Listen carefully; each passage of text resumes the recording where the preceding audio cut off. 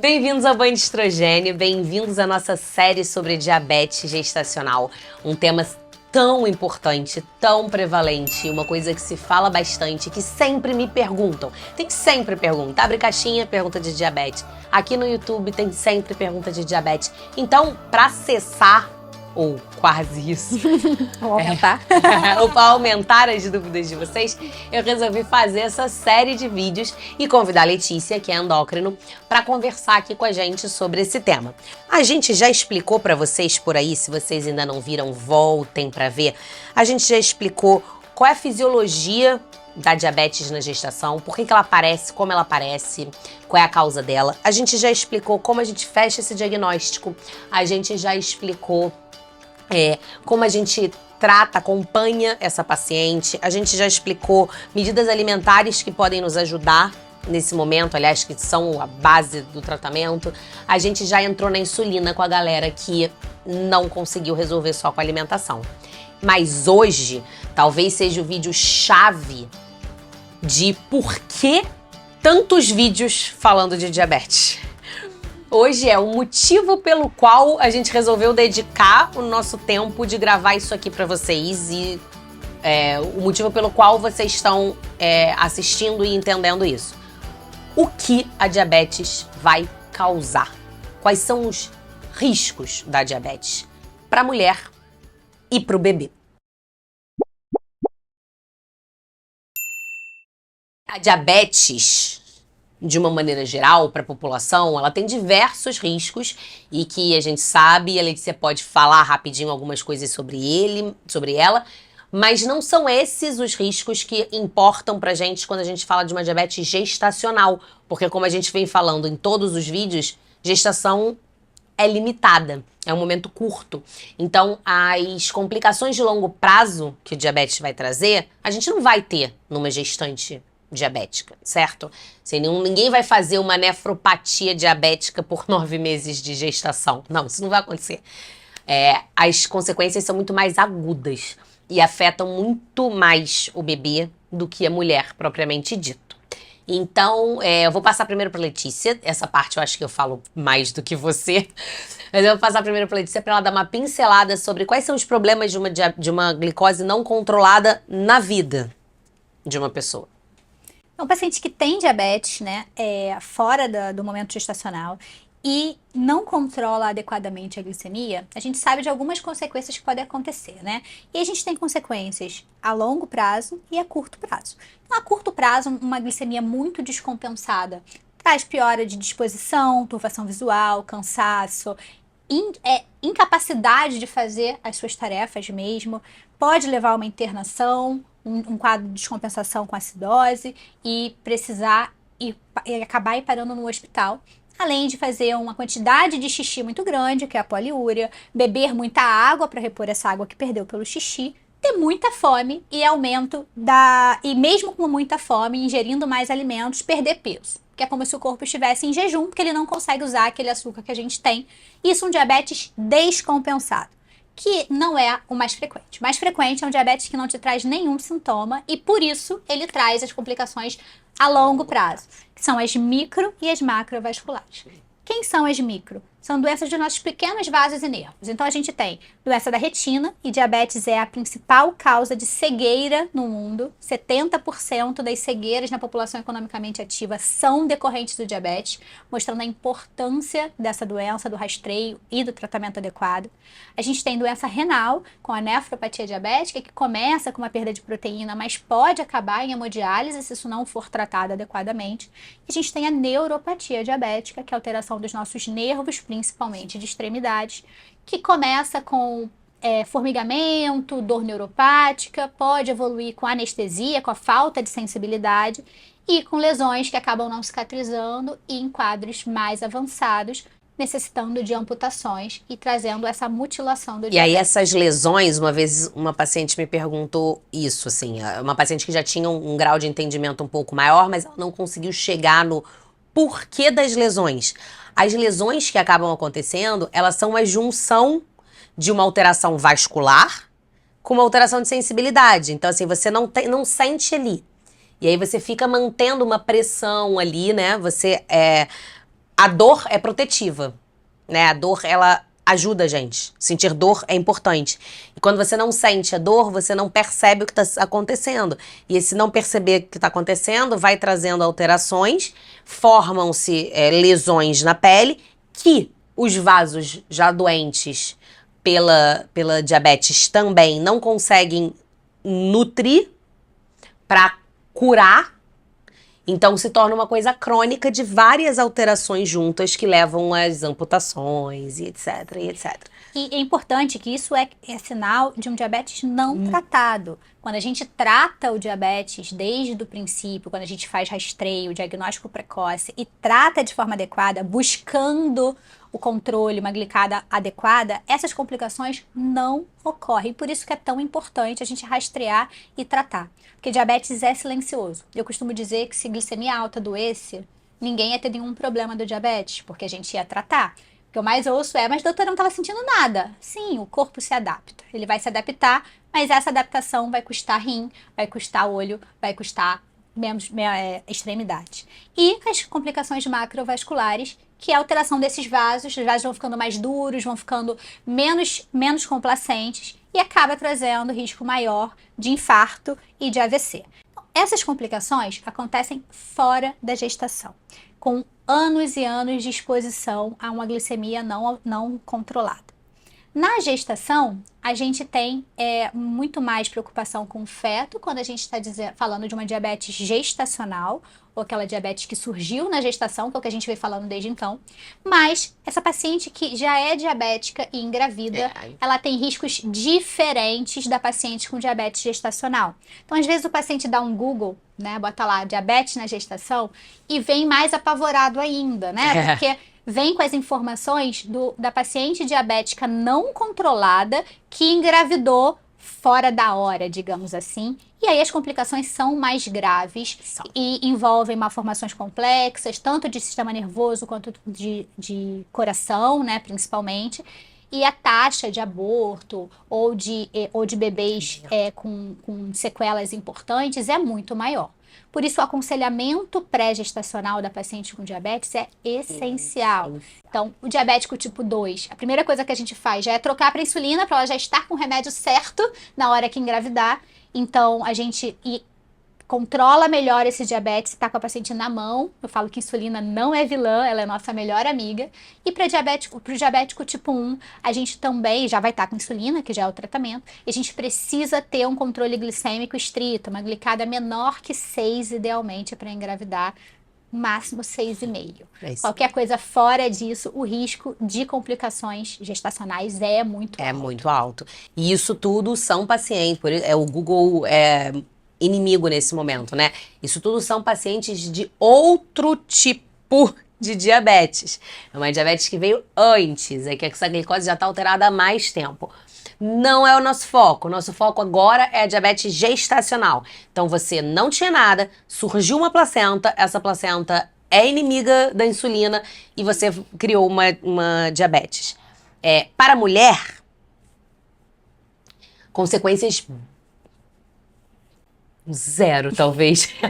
É mais um marcador de risco do futuro. Isso já é exatamente. É um preditor. Que vai trazer problema agudo para ela. Agudamente falando, pelos 9 meses de gestação, a mulher diabética, se ela não quiser controlar, ela não vai ter nenhuma sequela, tá? Ela não vai perder um rim, ela não vai amputar um membro, ela não vai ficar cega por conta de 9 meses de gestação. Isso não vai acontecer. Mas pro feto, as coisas são bem mais complexas. E por que elas são mais complexas? A gente já falou isso algumas vezes aqui nos vídeos que passaram. Vamos repetir. A mãe tem diabetes. O bebê não tem diabetes. Então, assim, o pâncreas daquela criança funciona maravilhosamente bem. Ela não tem nenhum tipo de resistência insulínica e ela tá vivendo em um ambiente de alta glicose, né? Então, assim, essa mulher não consegue metabolizar, fica ali no sangue aquela quantidade de açúcar. Aquela quantidade de açúcar passa para o bebê entende, ops, tem muito açúcar, preciso produzir mais insulina para compensar essa glicose alta. E ele consegue. E aí ele produz mais insulina. E aí a diabetes não é controlada e ele produz mais insulina. E assim vai essa hiperprodução de insulina. Então o bebê da diabética, ele vive num ambiente de hiperinsulinemia. Ele vive num ambiente com um hormônio numa quantidade muito mais alta do que deveria estar. E esse hormônio traz o que para a criança? Traz para a criança que a insulina é um hormônio de crescimento. E aí esse bebê cresce. Esse bebê engorda. E esse bebê, quando a gente faz as medidas dos percentis, que eu já expliquei o que é percentil nas ultrassonografias, tem uma série sobre ultrassonografia, quem não viu pode ir lá ver. Esse bebê sai dos percentis da normalidade, sai da média da população e começam a ir lá para cima, sem bebês cada vez maiores, porque eles estão crescendo, né? Aí isso é um problema. Por quê? Por que é um problema o bebê ser muito grande?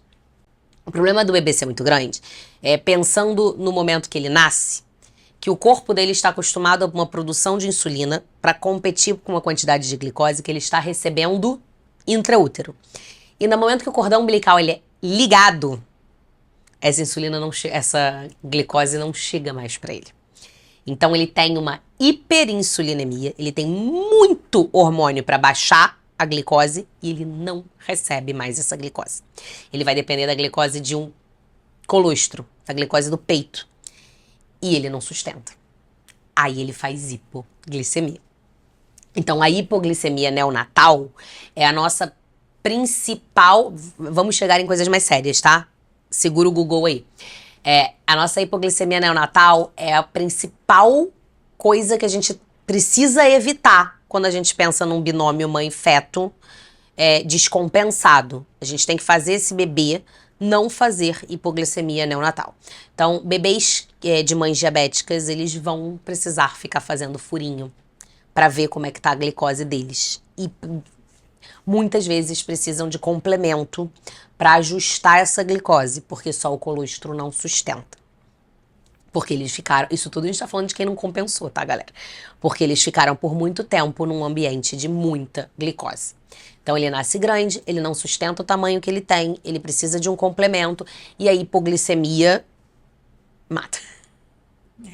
Hipoglicemia é causa de internação e A UTI hipoglicemia E principalmente se não identificada. Então, a gente voltando lá da importância do diagnóstico, né? Se essa mãe não sabia que tinha diabetes, se ela não fez o controle, se não foi rastreado, esse bebê não vai fazer HGT, não vai fazer glicemia depois que nascer. E aí, aquele bebê que tá dormindo ali quietinho, porque é muito calmo, talvez ele não esteja só dormindo. Talvez ele esteja em hipoglicemia e isso é muito grave. Muito grave. Porque a gente não pode aceitar a perda de um bebê por conta de um diagnóstico que não foi feito. E aí a gente entra na Serasa, né? Na questão a hipoglicemia mata. Tá, a hipoglicemia mata. Você ter pouco açúcar no seu corpo, mata.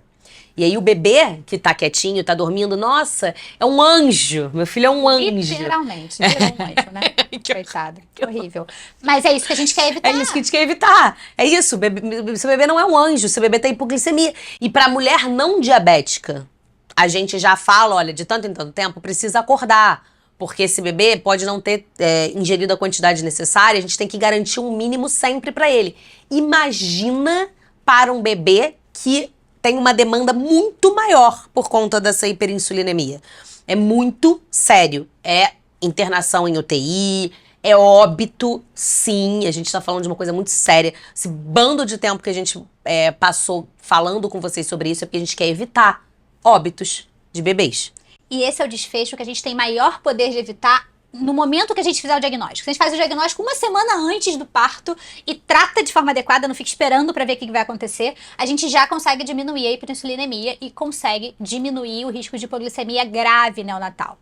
Lembrando que hipoglicemia no bebê tem valores de referência diferentes, então não é para ficar desesperado, né? É mais baixo do que no adulto normal, mas também pode chegar a níveis críticos de trazer...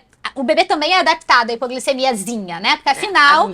Sabe-se que ninguém vai nascer com o peito lá cheio de leite, pronto pra mamar. Ele é programado para o colostro, a natureza, né? Sobrevivência. Mas chega a ser um limite de descompensação, né? Importante. E aí junta outras alterações, porque a mãe pode ter tido um parto prematuro, o que aumenta o risco dela não ter um leite ali, leite, aí o colostro aí começa, ainda. E aí começa a complicação da coisa, começa a né? complicação. O bebê da hipoglicemia, o bebê da diabética é um bebê que a gente chama de bebê bobão, porque ele tá acostumado a ter muito açúcar e não precisar fazer força para isso. Então, o bebê da hipoglicemia, o bebê da diabética, ele é um bebê com uma dificuldade de sucção maior. Ele demora mais para sugar, ele é mais lento, ele é mais...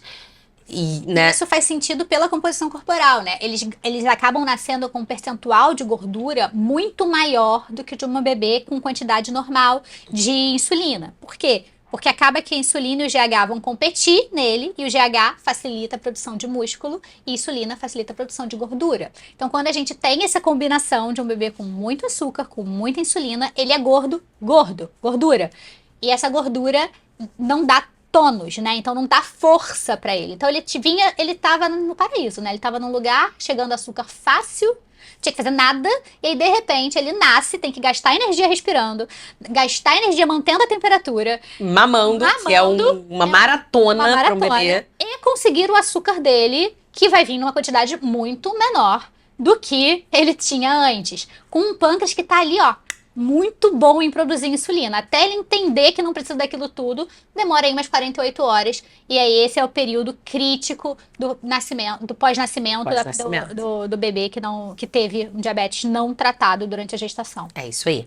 E aí a gente entra numa questão, então assim, estamos falando a mulher fez o diagnóstico, ela não tratou adequadamente, mas o bebê nasceu. Tá? E temos essa hipoglicemia neonatal, que vai ser o acompanhado, mas ela tinha esse diagnóstico. A gente pode pegar uma coisa mais séria ainda, que a gente chegou a soltar nos outros vídeos, mas que agora a gente vai explicar um pouquinho mais, que é a insuficiência placentária. O que acontece comigo, com a Letícia e com todas as mulheres que tiveram filho? A placenta amadurece junto com o bebê. O bebê vai ficando mais esperto e a placenta vai parando de funcionar. E essa parada de funcionar da placenta entra na guerra da insulina. Então, assim, se ela para de funcionar, ela começa a perder força no cabo de guerra e a insulina materna começa a funcionar melhor no final da gestação. E então você pega um bebê que tá com uma produção de insulina altíssima, porque ele tá acostumado a um tempão de muito açúcar chegando para ele. E agora a insulina da mãe já consegue lidar melhor com açúcar, então não chega tanto para ele. E aí o que acontece?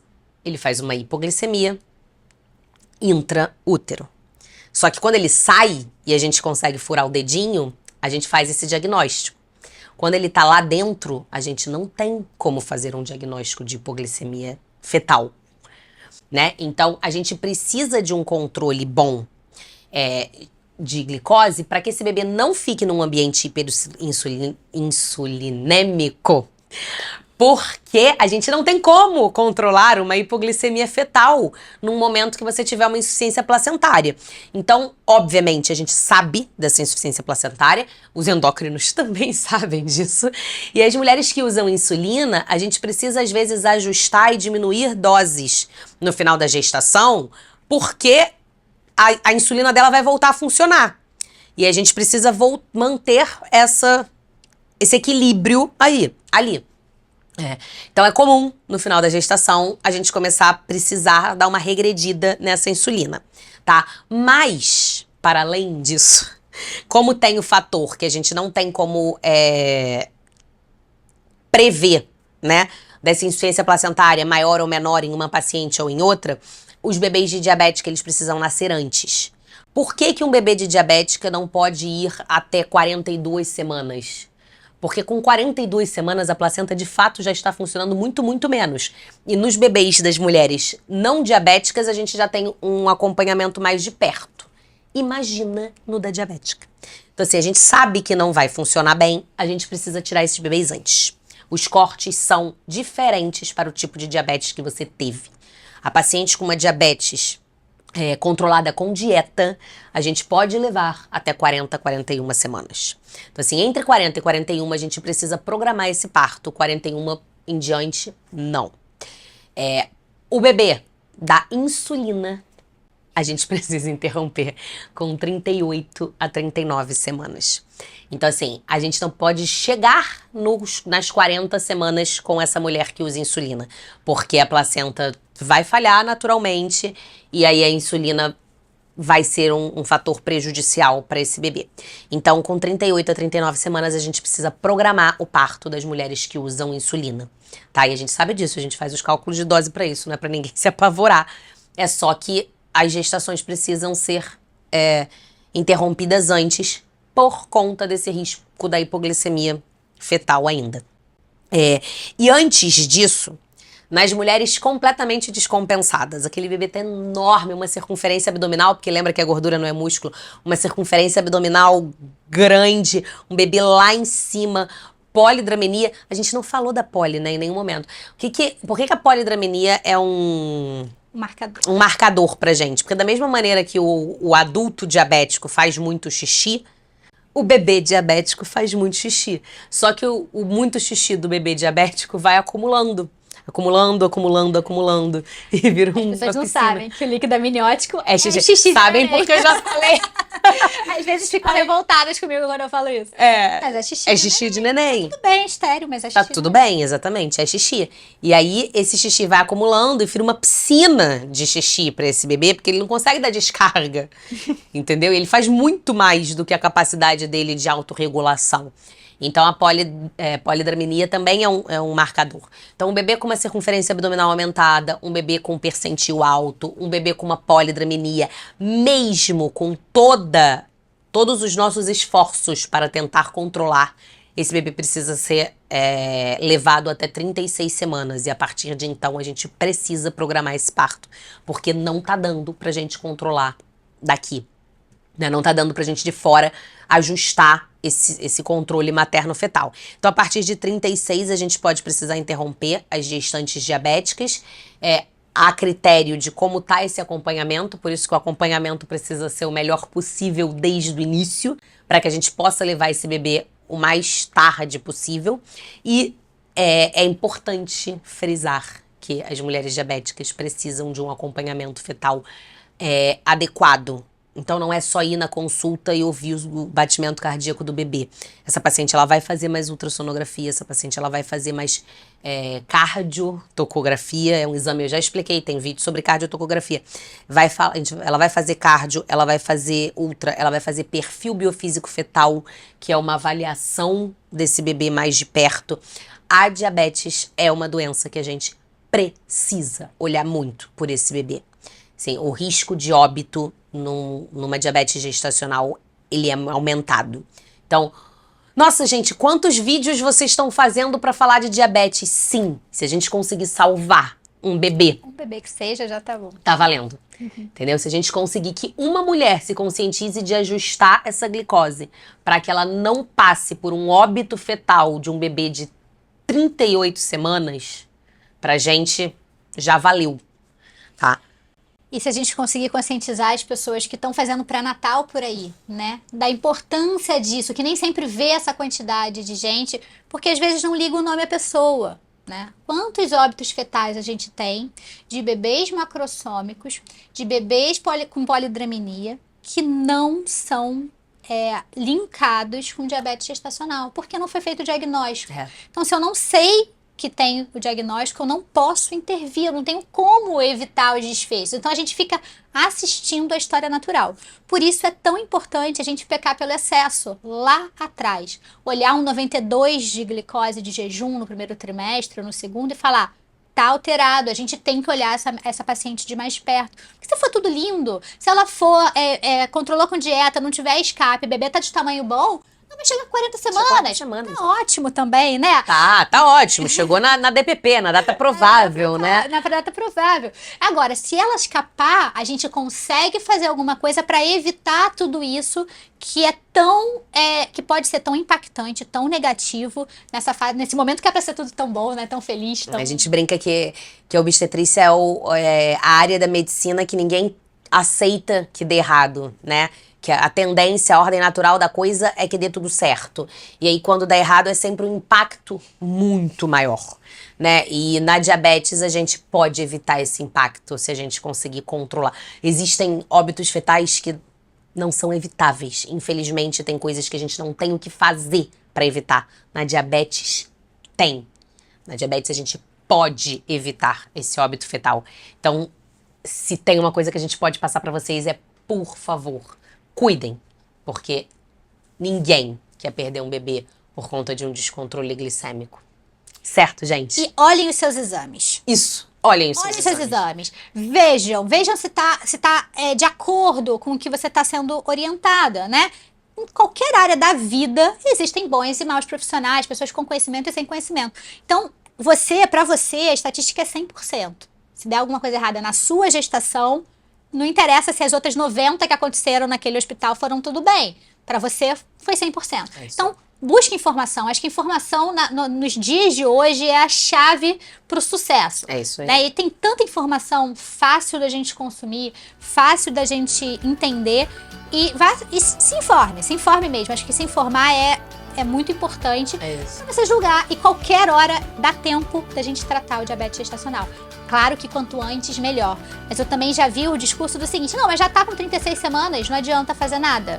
Adianta! Adianta? Eu consigo melhorar muito a morte pós-natal precoce. Mesmo que se eu conseguir 1 semana de controle de glicemia, a gente já melhora o risco de hipoglicemia, o risco desse bebê morrer depois de nascer. Então vale a pena, sim, qualquer dia é dia pra gente controlar o diabetes. Qualquer dia é dia. Um beijo, gente, até semana que vem.